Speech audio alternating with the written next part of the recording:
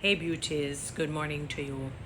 Boy, my beautiful Jamaican people, one of the things I don't really believe in is the pessimism. We must balance optimism with reality. We have to create a balance. It's about balanced living. I really believe in that. It's a mindset or a mantra that I subscribe to. I literally advocate balanced living because we have to be real to our emotions. We have to, explore the full functionality of our emotions. You know, um, for example, bitterness is evil because it's like cancer to the bones, like a pancreatic stage 4 cancer, but anger is good. That's what people don't understand. Rage is not good. Can lead to bitterness, can lead to hardness, can lead to unforgiveness. But anger is good. For example, if you were to see somebody molesting your child, or an elderly, or somebody who is a part of the vulnerable group, you won't sit down and say, don't do that. No, no, no, no, no. Your anger will promulgate you to act in the right way, a sensible way. You follow the steps based on the situation. You watch it. You use wisdom, assess it, and then you act. So anger is a necessary emotion. It's the strongest emotion. If not controlled, can cause death and complete mayhem. But when I look at our country, my beautiful people, the chopping, the scamming, the thievery, the murder, the domestic violence, the bad mind, the envy, there is something wrong. Our country is in a deplorable state mentally, physically, emotionally, spiritually, psychologically.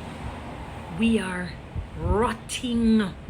The people are despondent. People are sad because they have no money. And the few of us who is trotting through life saying that we're not going to do the ills, we're not going to chop, scam, thief, sell our bodies, do all sorts of debauchery and lasciviousness, or engage in lasciviousness to earn or to make it in life. It's even difficult because you have to understand what it is to bear your crosses. But life difficult, my beautiful Jamaican people.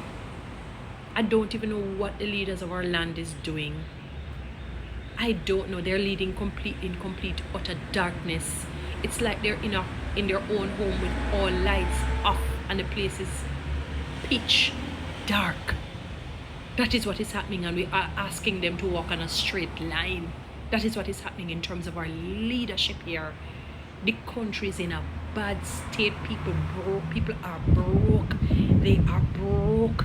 They are broke. No money. They can't do one earthly thing.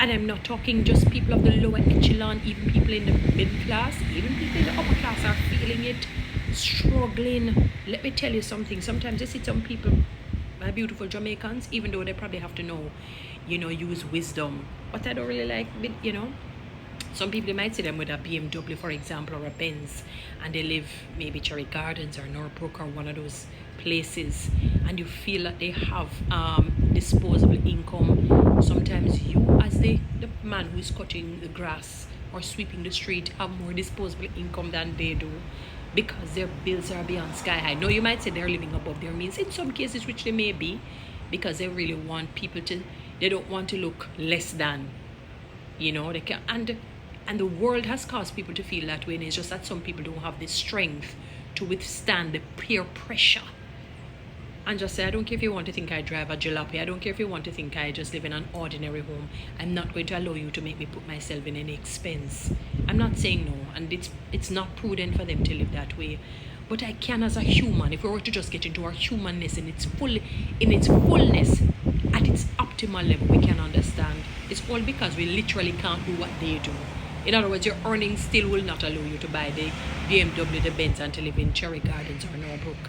But if your earnings could, you probably would find yourself living above your means just because you want people to, laud you and praise you.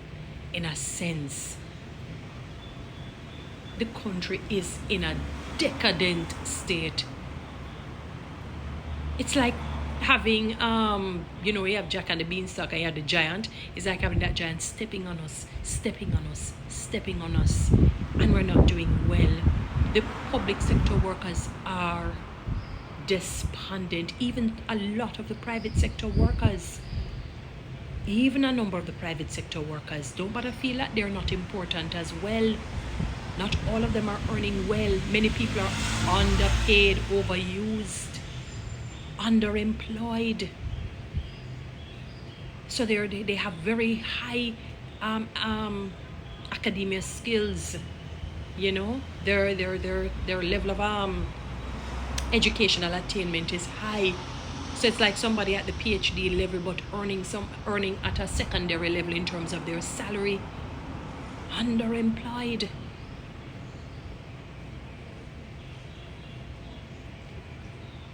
And sometimes it's probably even better to be unemployed than under. Because when some places say that you will accept any and every old thing, anything willy-nilly, that is what they end up offering you when you try to seek better employment. The country is ravished with corruption. It is laden. It's a pandemic. One that cannot be solved, that it seemed like it as though it cannot be solved. Worse than the coronavirus, worse than COVID-19. Corruption, you feel it, you walk through it like something hug you up like stinking poop.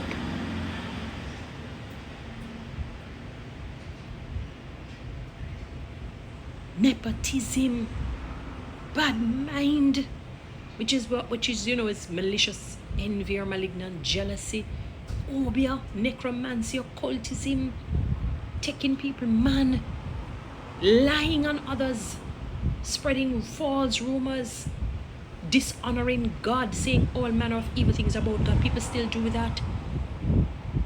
Say all manner of evil against God. I mean, the list goes on and on and on. And it is now a stench in the nostril. Like Jamaica just now 7 or 11. It now 12 or 13. Now 14 or 15. It's just stagnant and going, and like we're becoming like a stagnant water that is not moving, so it becomes rancid and beyond spoiled. It now becomes like an infection. This is something that will poison you, kill you instantaneously, worse than a venomous poison from a rattlesnake or the cobra snake or whichever snake they say is the most deadliest. The country still bad. It turned bad. It turned bad. The people them broker than a church mouse. We can't even get its way back in its own hole.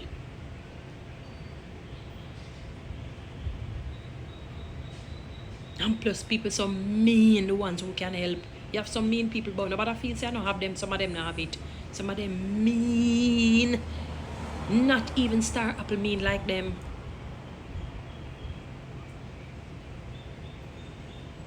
Mean, all for themselves, narcissistic, arrogant, filled with guile, evil. And it's now affecting our country greatly and gravely.